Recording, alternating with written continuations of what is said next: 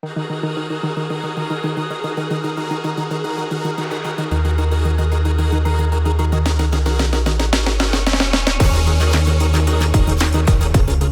can only give what we have, and so we need to have a really great, compelling, attractive vision to put before the eyes of young people and to fire them up.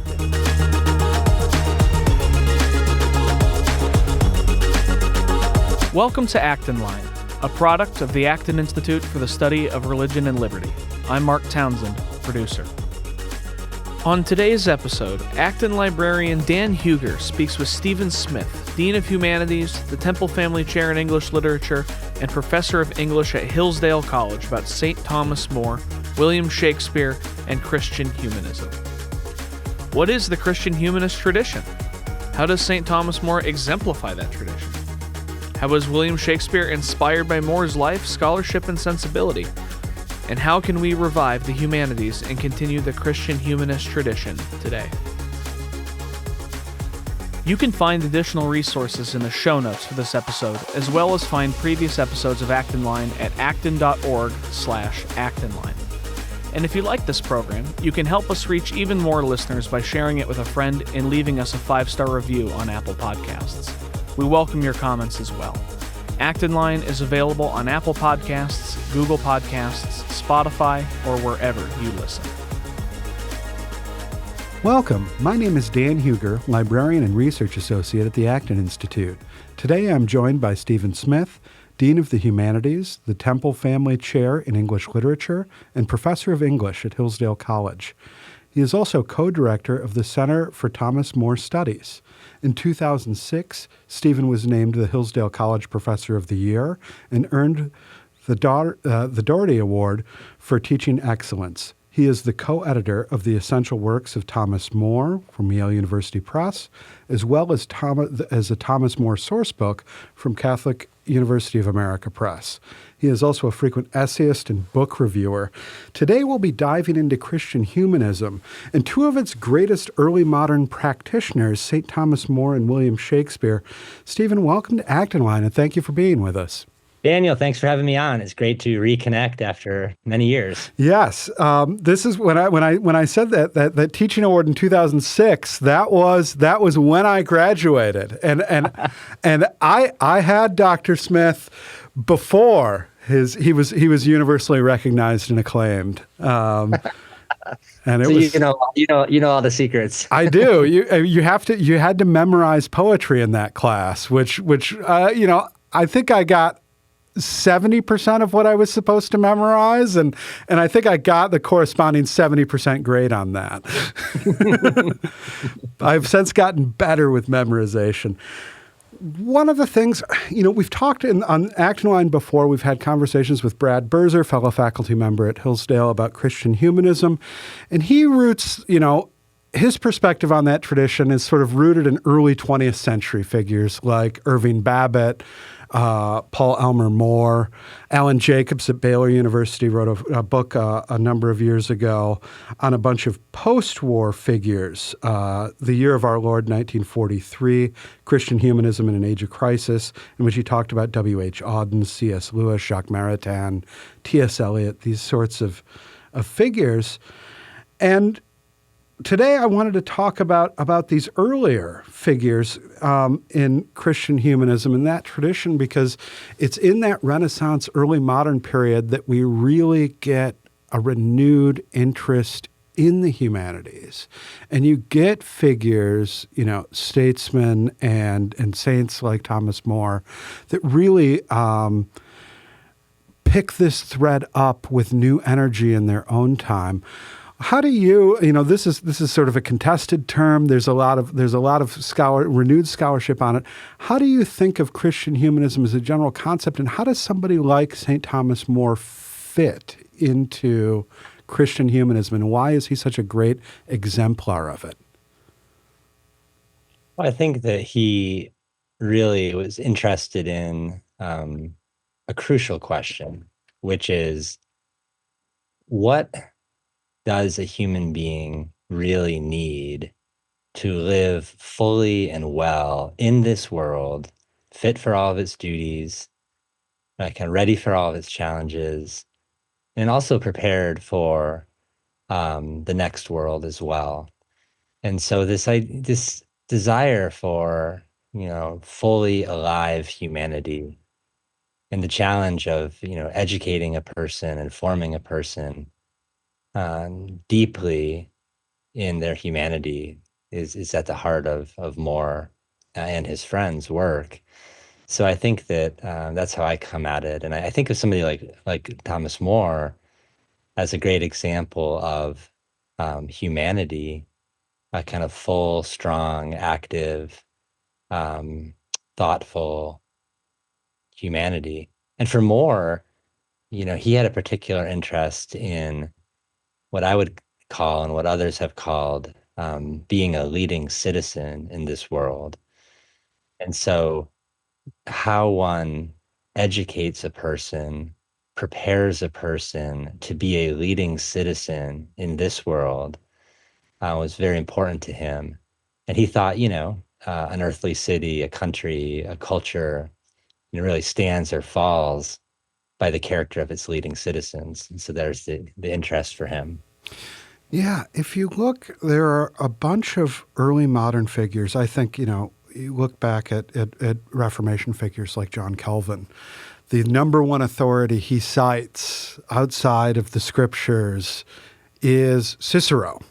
And again, the number one work he cites is his On Duties. And so you've got people across Europe really, and I don't know, is this integrated with the rise of nation states? But they're looking at this, what is citizenship? What should that be in a fresh way? And they're looking to antiquity for sources in that. What's More's relationship with the classics and how did that sort of learning shape his own understanding, and how did he think that understanding should then, be inculcated into folks in his own time so that they could be leading citizens? Yeah, great question. I mean, he loved the classics. He loved the Greek and Roman classics. And Cicero is particularly important.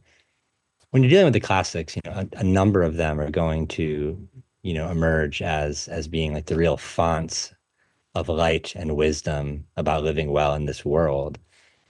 But Cicero, way, way up there, On Duties, I just had a chance to teach it here, a letter from father to son about virtue and about living and leading your life well.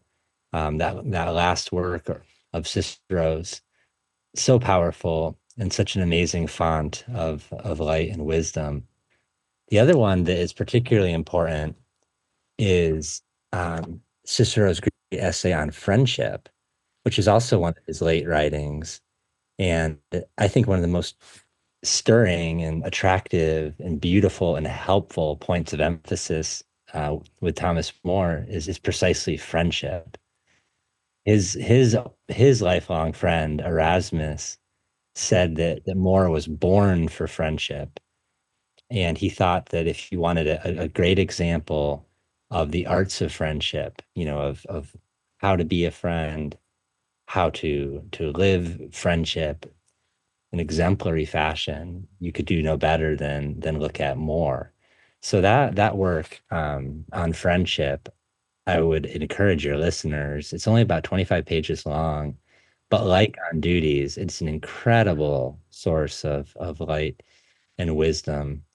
And it was one of the first classical texts to be translated into English in the lifetime of Thomas More. So it's an important work, way up there with On Duties too. A later biographer, by the way, Dan, called Thomas More an English Christian Cicero. Yeah. A fascinating title to give someone as well. So English, Cicero, Christian. Mm-hmm. And I think on that side, when we have like an expert in humanity, not perfect, but an expert in humanity like Cicero or Aristotle, it's always worth asking, what more um, can we see about our humanity through scripture, through theology? And so more affirms what is best in these ancient wits and these ancient writers. And he also, kind of seasons it with his own um, kind of Christian theology and Christian belief. In scripture, to take friendship, for example, Yeah. friendship is very important in scripture, obviously. But it is the language that will ultimately be used to describe the human relationship to God. Yep. And so, and when you're looking at like medieval theology, for example, Thomas Aquinas will say charity is nothing other than friendship with God. So friendship is really important on the human level, on the theological level. And I think it's really one of the great secrets of More's life, his character, his mind, his writings. It's why he so often presents his writings as acts of friendship for the reader. And it's again one of the most important parts of his living legacy. I would also just throw out there, that we being America, we being the world that we live in, your listeners' world. I mean, we need a renaissance in friendship, and I think learning how to be friends again and living true friendship with one another. That could be personal. We could also talk meaningfully about civic friendship. Mm-hmm. Uh, that's a great need of our world right now. And I think when we have figures, like More or Cicero, who have a wisdom to give us on this, the way back to friendship, um, they're the ones we should be studying and talking about. Yeah. And this is something that like it's at the very, very heart of the New Testament message. In John 15:15, the famous verse, henceforth I shall call you not servants, for a servant knoweth not what the Lord doeth, but I have called you friends, for all things that I have heard of my Father I have made known unto you. And this is something, friendship, the degree to which it gets talked about, you have a bunch of people in the social sciences, for instance, who will talk about a crisis of friendship, and particularly male loneliness is friendship. And, we have a civilizational crisis of friendship, but it's extremely acute, particularly among the male population in the developed world. And, a lot of times, while that social science is very informative, can tell us a lot about the scope of the problem, it doesn't give us the robust understanding of friendship that we get in someone like More, that we get in someone like Cicero. It's more than just hanging out or having acquaintances. Could you unpack a little bit of what is the content for More? It's theologically grounded. It's also grounded in the human person, but it's also very robust and penetrates, all of his work. Yeah, I mean, friendship is love in action, and so fundamentally, it's that relationship, whereby we truly will the good for the other person. To use an old definition of love that I think is pretty good. Mm-hmm. So it's love in action. But when you look at thinking of Aristotle, he has such wonderful writing on friendship as well. Cicero, More. Aristotle says, if you had every human good and you lacked friendship, you'd be unhappy. And then in Cicero, the description of the benefits of a great friendship are just beautiful. I mean, we're drawn together kind of mysteriously in Cicero's presentation. Friends, when, it's always worth asking, think of your best friend. Like, when did it start? How did it start? Cicero takes this up in his essay, and it's kind of mysterious. We somehow connect with a person and it begins. But the activities proper to friendship are things like, you know, great, honest conversation, um, aspiration to um, greatly live the life. what friends do is they get together, they look at life in some similar fashion. They share eyes. They aspire together.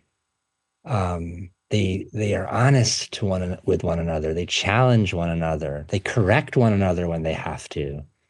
I mean, it is a vital, life-giving relationship. And by the way, it makes perfect sense to me that in the politics, Aristotle has one thing tyrants directly target is friendship. You Mm-hmm. do not want a culture of friendship.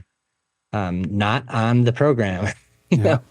know, and so I, I think that in these offices of a friend that are detailed really well in Cicero and then embodied really well in Thomas More are the best way to look at it. And I think, it's that the sharing of life, the sharing of aspiration. I mean, Thomas More didn't say all by himself alone, my country needs a renaissance. It was because he was with friends who thought the same. Or we need to do everything we can to educate young leaders as well as we.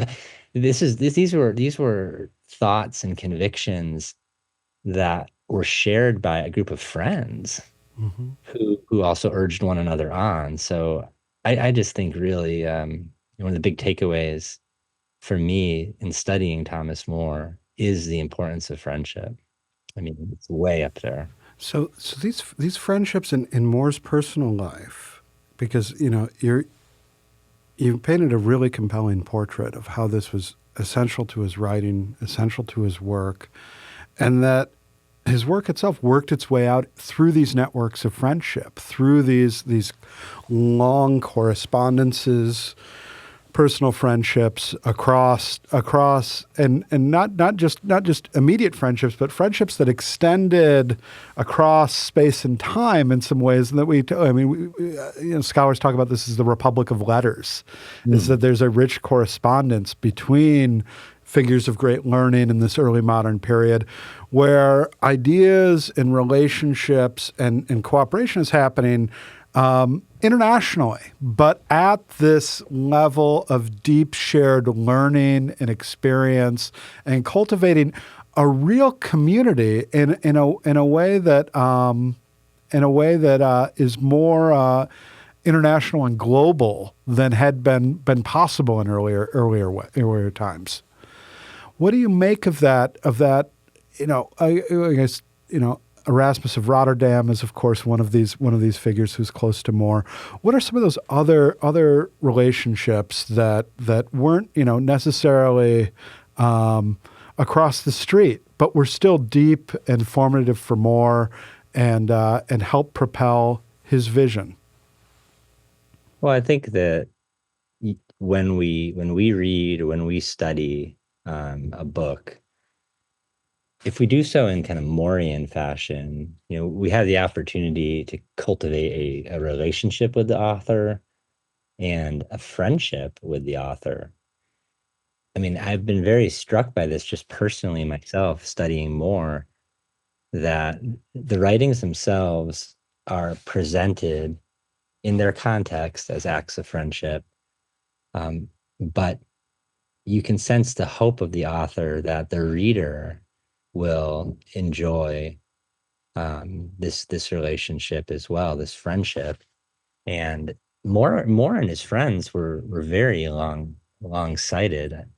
I think More had a real sense of posterity and possibilities for friendship, um, and renewal well beyond his own lifetime. Which, by the way, if you read the end of Cicero's life, those works we mentioned at the beginning of the interview, Yeah. Cicero thinks this way too. I mean, he was a man who was about to be killed. I mean, Mm-hmm. in the last year of his life, the gig was up, and yet it was through writing that he communicated the importance of duties and honesty and virtue, for example, friendship. But he also made possible honoring those things, living those things in the future, wherever those books were read and found. So it's a really interesting example. I think on Moore's front with friendships, I would direct listeners to make a beeline to the Tower of London Yeah. and to read the second to last letter that Thomas More wrote. It was June 1535, about a month before his trial and death. It's a Latin letter that he wrote to a lifelong friend, Antonio Bonvisi, who was from Lucca, but had lived in England and had known Thomas More for decades. They were friends of decades. And in this letter, More bids adieu to Bonvisi after a lifetime of friendship, and he thanks him for the wonder, the beauty, the gift of his friendship. He can't pay him back. He's dead broke in the tower. He's got Yeah. nothing to. But he prays for Anthony, and he opens the prospect of hope for eternity, for heaven, which More understood as eternal friendship, actually. The direct words from him, that the life of heaven will be eternal friendship with one another. So I think that letter is one of my favorite pieces of writing, period. And it's about a page and a half long. And you might just ask yourself, hey, you got a month to go. It's looking like it's over. You got a little bit of paper left. Maybe you're writing with a coal. What are you going to write about?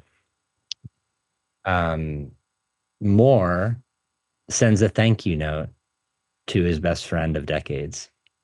And it's, again, one of his most beautiful pieces of writing, and one that I would really urge listeners to look up if they want to understand more and what he thought about friendship, the importance of friendship.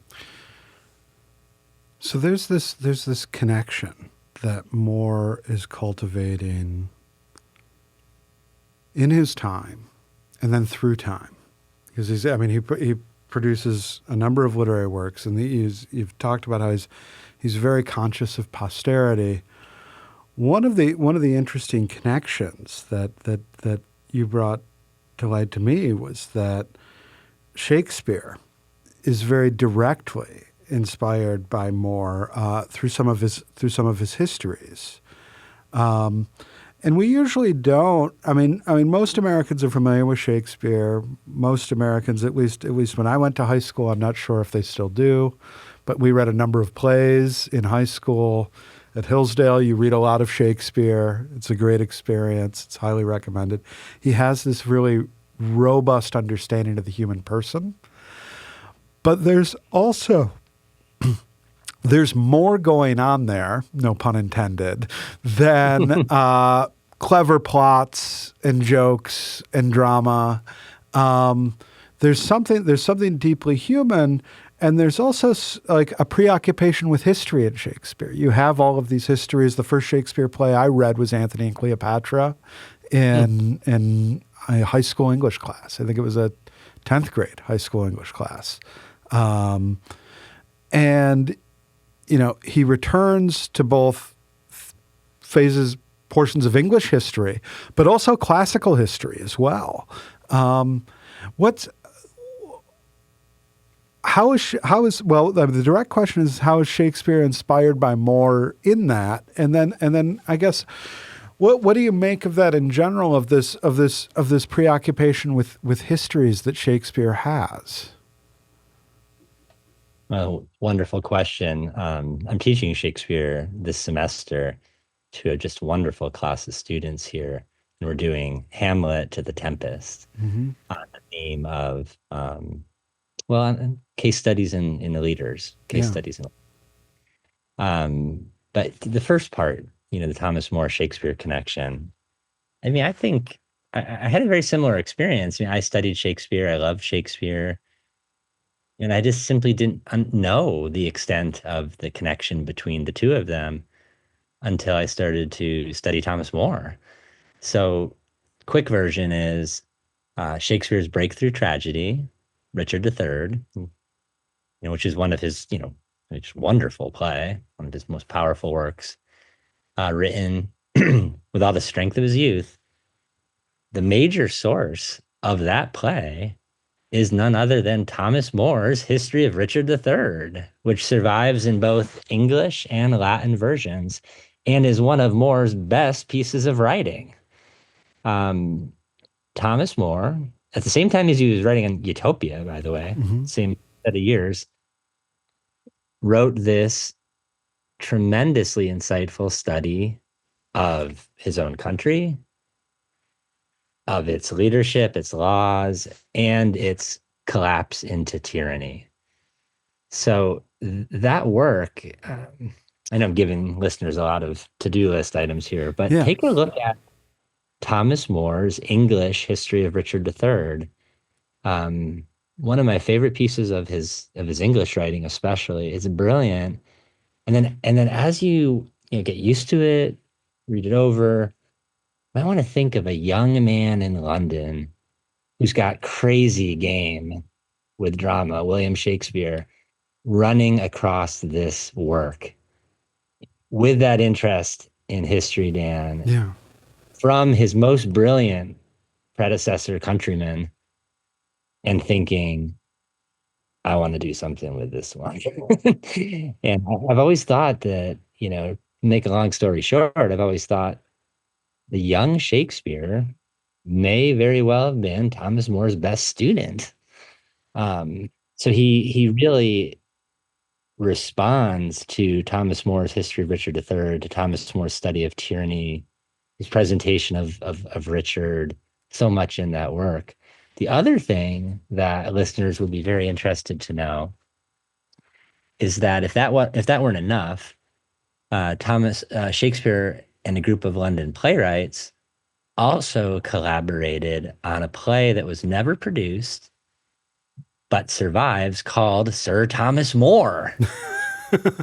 And this is the only, this text furnishes us with the only surviving piece of dramatic text in William Shakespeare's own hand. So that's incredible. I mean, look, I do Shakespeare. I study him a lot, talk about him a lot with friends. And people will say, oh, Machiavellian Shakespeare or Montaigne and Shakespeare. And they'll wonder about connections. And I always think, what about Thomas More? Yeah. I mean, he bases a breakthrough tragedy on More's history, participates in the writing of a play called Sir Thomas More. And then he also takes up More again at the end of his life in Henry VIII. So remarkable. And, that play that was never produced, it does present More very positively. It presents him as embodying a marriage of wit and wisdom, calls him the best friend the poor ever had in London, and then depicts the end of his life in powerful and moving fashion, calling it his birth to heaven. So a really, really remarkable text that survives, and that is, now that there's a volume of the Art in Shakespeare that gives us this play. We edited it in the Thomas More source book. We included it in the Essential Works of Thomas More. A just fascinating example of the More story, retold by Shakespeare and a group of London playwrights. So all kinds of connections here to explore and to wonder about. So those are the very real, that's the cribbing of the history, the inspiration of the story. But then there's also a larger influence, I think you've alluded to, in terms of how Shakespeare thought about human beings and human motivations and these sorts of things, and how he thought about leadership and these sorts of questions, because all of the influence isn't just he read More's book about a historical period and knew about More's life, but there's evidence that that he's formed in other ways by more sensibility that goes into the comedies, that goes into the tragedies, that goes into not merely the historical works, but shines through in other parts of Shakespeare. Where do you see that most vividly? Well, I would say that I agree. I think you're making a great point. I mean, Shakespeare is responding to so much and more, but as much as, the story of Richard, the collapse of England and the tyranny, it's Thomas More's whole way of seeing life. It's his wit, it's his irony, it's his humor. I think that Shakespeare really responded sympathetically to that. They had a similar way of seeing this earthly life, leading figures. They both had exquisite senses of humor. And so that is a connection. If they had lived at the same time, it's easy to imagine them as friends, for example, Yeah. because of this. But I think that's a kind of first answer. And Thomas More believed that studying the humanities, especially poetry, literature, he said it kind of exercises our reason. It prepares the soul for virtue. And he also says it gives us this one thing without which all learning is half lame, a good mother wit. And I think that when I talk about the subject of leadership or leaders, one thing that I've been trying to put this into words over the years, but one thing that comes out of Moore and Shakespeare, we are just not witty enough. Like we need wittier leaders. Mm-hmm. Whatever he meant by good mother wit, that is what helps a leader lead himself, herself, and others. And I think both understood that the reading of the experience of great writing, great literature helps in that regard. I mean, we always have a, seminar on leadership. Let's do this, let's do that. What about putting poetry at the center of that formation? Putting storytelling at the center of that formation, comedies, histories, tragedies, utopias. That's how Moore and Shakespeare, they really saw value, educational, formational value in that experience. And it's part of their motivation as writers who are also educated of their listeners, of their readers, of their own country. So much to think about in their example, I think. So you think about this, and you think about, the great epics serve this function. You have the Iliad, the Odyssey, and in Greek antiquity you have the Mahabharata and the Ramayana in South Asia, and you have these things that become sort of universal touchstones, and they are able to portray the complexity and subtlety of moral questions and moral formation and character in ways that the sort of dry manual or an analytic, breakdown wouldn't.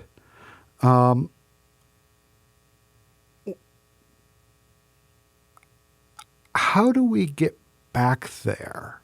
I guess this is a more contemporary question, but you're doing it in the sense that you're teaching great literature to students who are interested in these questions, but you have a real problem. I run into this all of the time where you get you get folks that are interested in character formation, but what they want is a checklist or an inspirational talk, or they want something that basically ignores the human.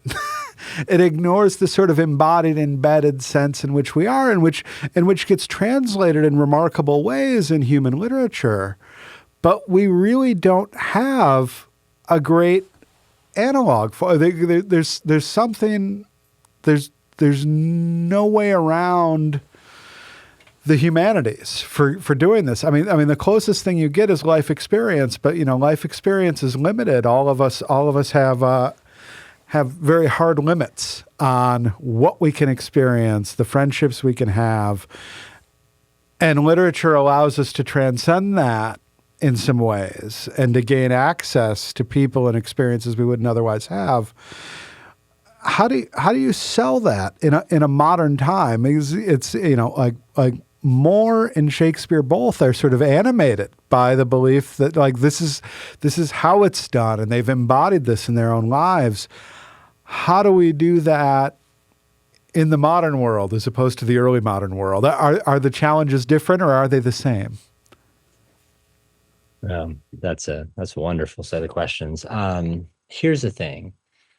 One thing that came to mind as you were raising those good questions for us now, we certainly need to study again. We need to return. How the Renaissance happened in England.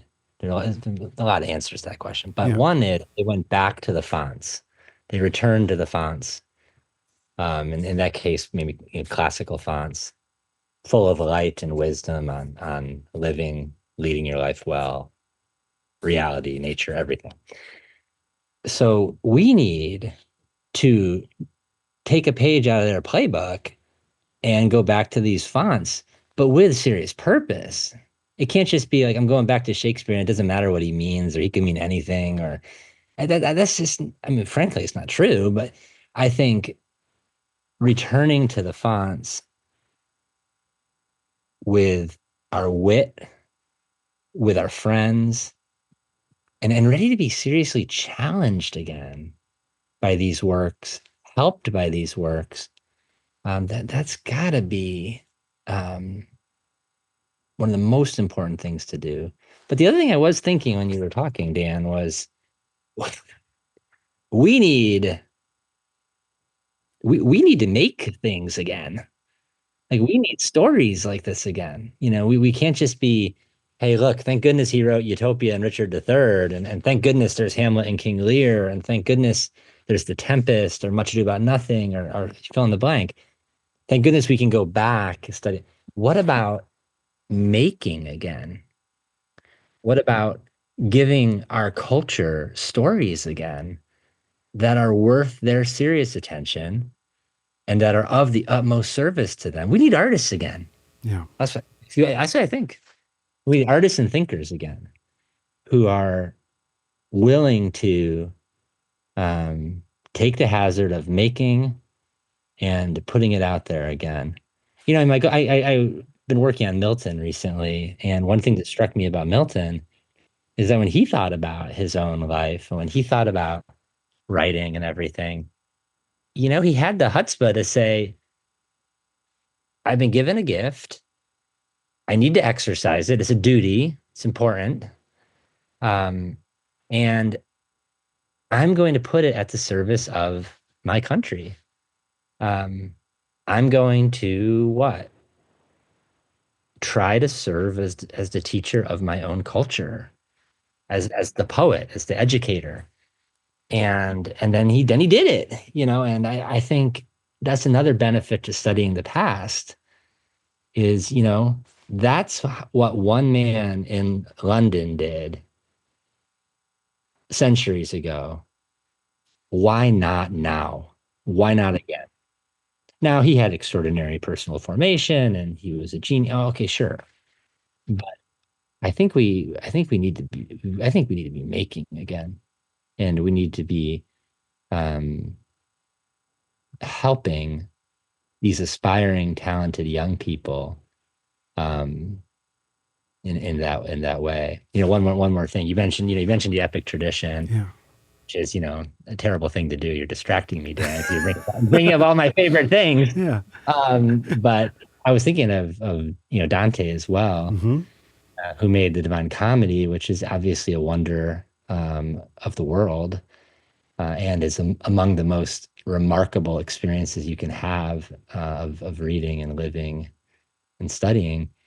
But in Paradise, Dante presents the whole effort of the work as to create a little spark in the readers, because he's confident if you create a little spark, it can lead to great fire.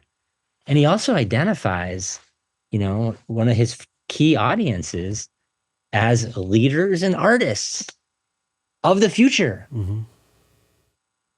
And he says, and this is Dante, right? He goes, we just don't want things enough anymore. So Dante says, and he's hoping that through this poem that he's giving to the world, that it will create fire again, and that it will be of the greatest possible service to leading citizens, to artists, and to the world. So the challenge. So this is twofold challenge to creating this spark. One is actually spending the time with that stuff that throws off those sparks, which is spending the time with Dante, spending the time with Shakespeare, being formed by that, getting excited, getting passionate about it. I taught part-time for a number of years. I taught 3 sections of sophomore English, and I went through 12th night with them. And I went through it in the class. We read it like line by line, because I think, there's Shakespeare is challenging. And unless you take the time to read it, it's a lot harder to teach Shakespeare to 10th graders than it is the latest young adult bestseller, because it takes work. It takes understanding, and it takes and they can get it, but it takes time, and you have to read it. Sometimes you have to read it together. And it's hard, but when the fire catches, it's immensely rewarding. The other thing I wonder about, and this is how do you inspire the creators, is I think so many, and I think there's a lot of great film, there's a lot of great books, there's a lot of great music, there's a lot of great art that's being made today, and I think some are unduly pessimistic. But there's certainly also a lot that is produced just to crank it out. It's not there are writers' rooms in Netflix that the goal is not to get the spark from the next miniseries being produced. It's to, the algorithm has told us that people like vampires, people like surfing, they like love triangles, and they like Deal or No Deal. So we are doing surfing vampires on Deal or No Deal Island, and we are punching the clock, and we're putting that out. And those folks get paid to do that. And there's honor in every vocation, but it creates a difficult environment for the would-be Dantes out in the world trying to compete with that.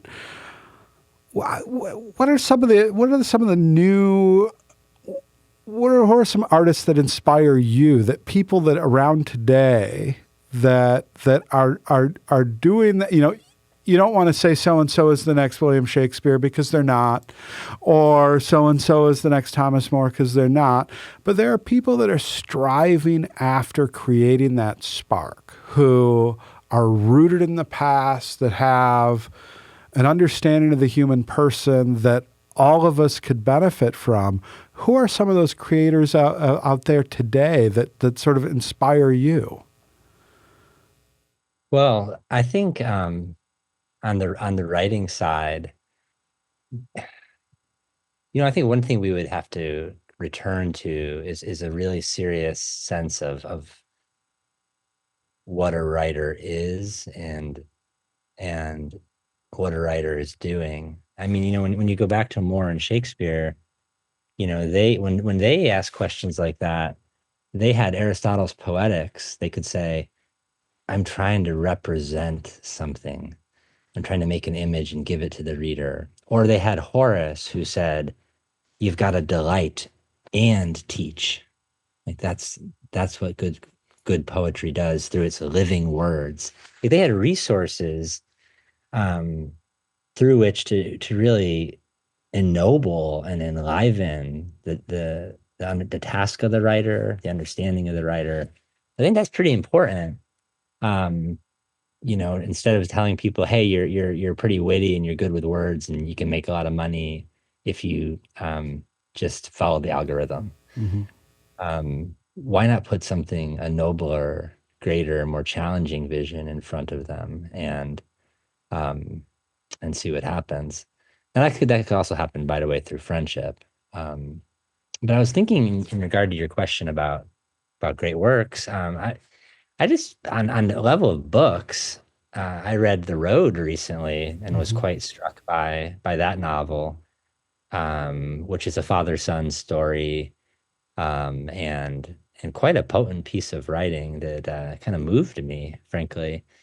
And I'm not a big, there probably are plenty of McCarthy fans out there among your listeners, but I haven't read that much of him, but thought it was a really remarkable book.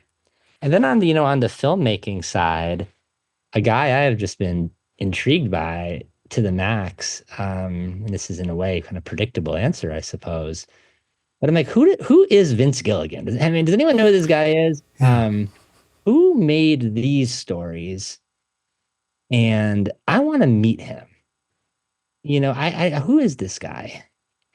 Those stories that he has made and his team has made um, have a wit about them, an energy, and also, they have a seriousness um, that is hard to miss as well.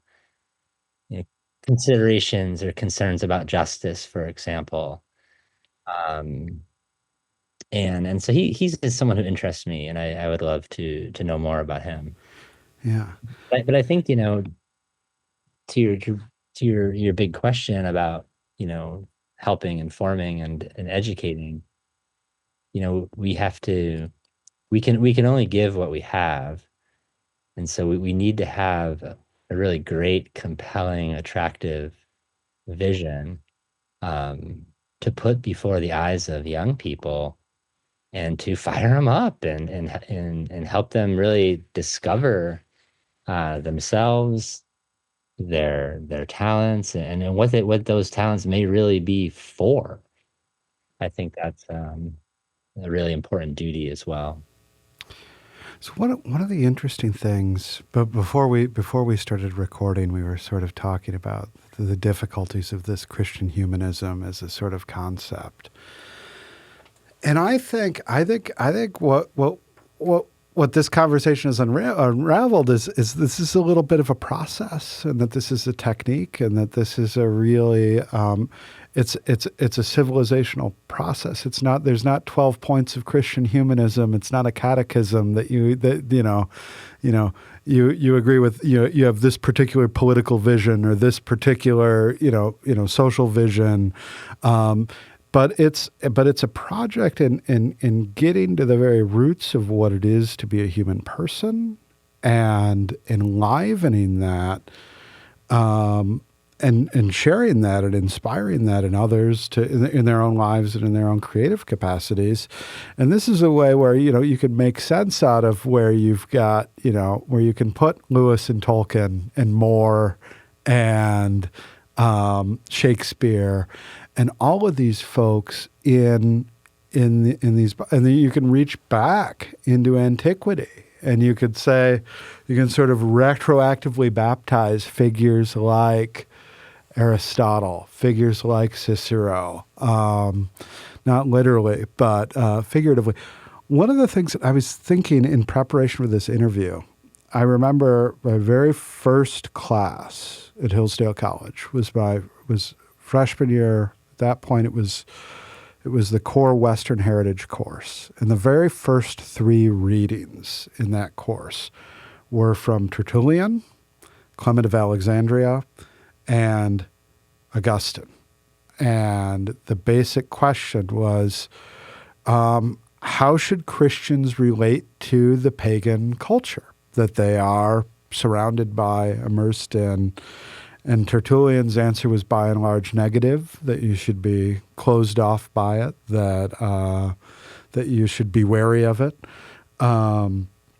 Cyril of Alexandria's Clement of Alexandria's was largely positive, that they are righteous pagans and that they deserve to be emulated. And then Augustine kind of illustrated a sort of middle position.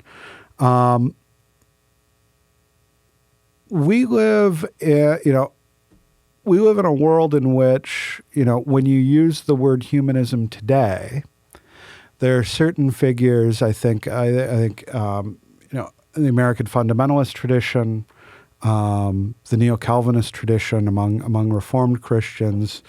There's a lot of hostility to that language of humanism, and part of that is that they're reacting against a particular 19th century form of humanism that Henri de Lubac has a great book called The Drama of Atheist Humanism, in which he talks about, there are people like Nietzsche, who Nietzsche is very much a classicist, and there's very much a tradition of atheist humanism. How do we sort of critically reappropriate? Because one of the things that figures like Moore and Shakespeare do is they reach back at antiquity and they pull back, they pull these lessons forward, and they contextualize them, and they make them a part of a humanistic Christian tradition, and which was not uncontroversial in their own time. There were Renaissance humanists that were less rigorously Christian in their understanding than folks like Moore or Shakespeare. What do we do, in today's context when we want to engage in this project, but then we look back and we look at there are these 19th century atheistic figures that are profound novelists and playwrights in their own right. Can they be reappropriated and reintegrated into this tradition in a similar way that the pagans of old were embraced? Or what do we do in a new global context when we talk about, is there a Christian humanist reading of the Mahabharata to be had of these other cultures that folks like Shakespeare and folks like Thomas More, that Europeans in general really didn't have access to until the 18th, 19th century, and there hasn't been a real appropriation of those other sort of world traditions into Western civilization. We kind of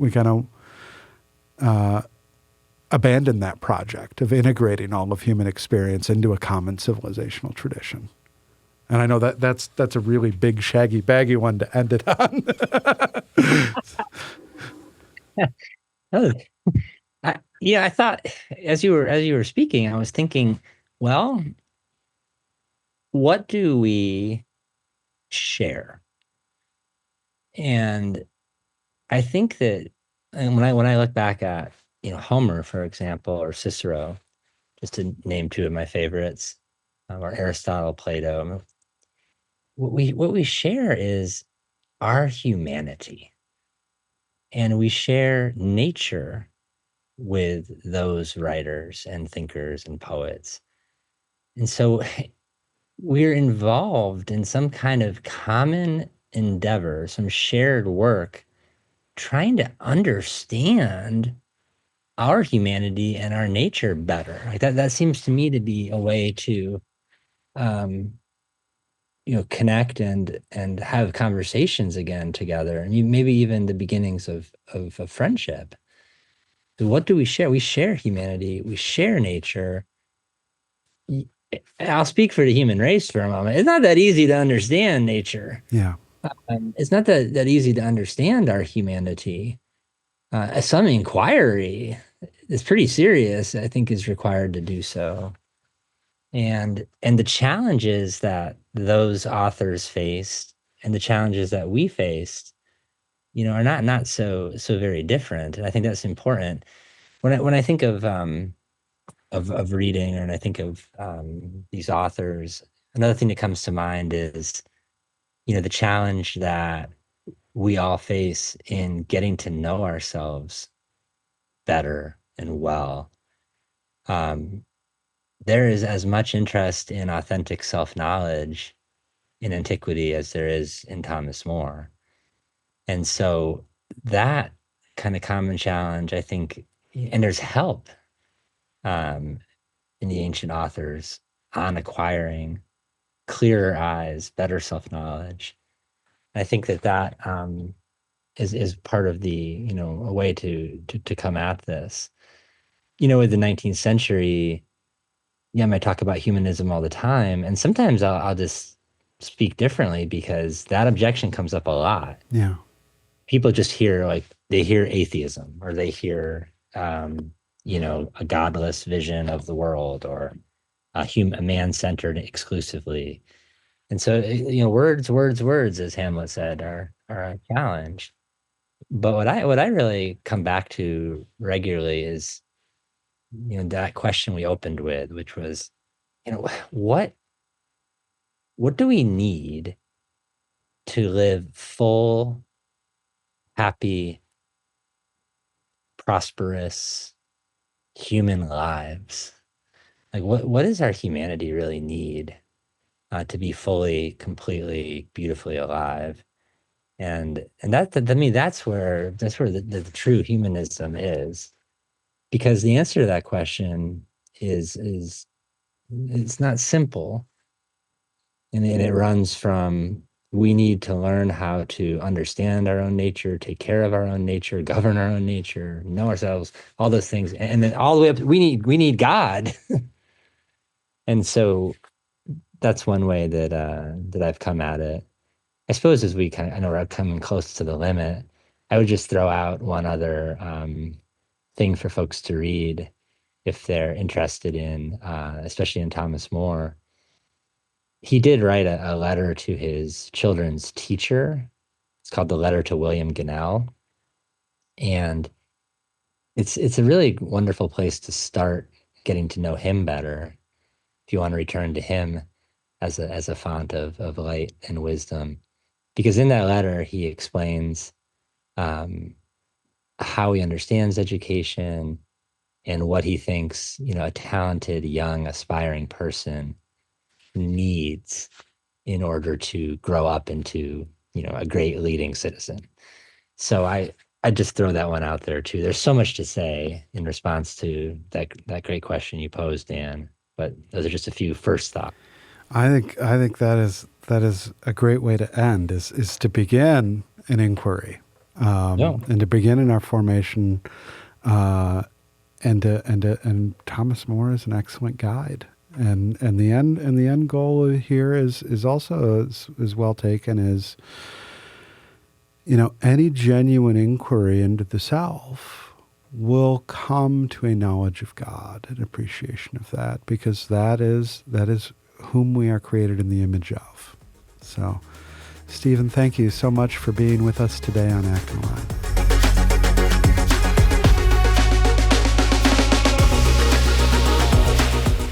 As always, thank you for listening. Our team loves putting this podcast together for you. It's encouraging to hear from our listeners. Feedback is incredibly important because it lets us know what topics you are interested in most. If you have comments, feedback, or ideas for a show topic or interesting guest, you can email our team at producer@acton.org. Until next week, for Acton Line, I'm Mark Townsend.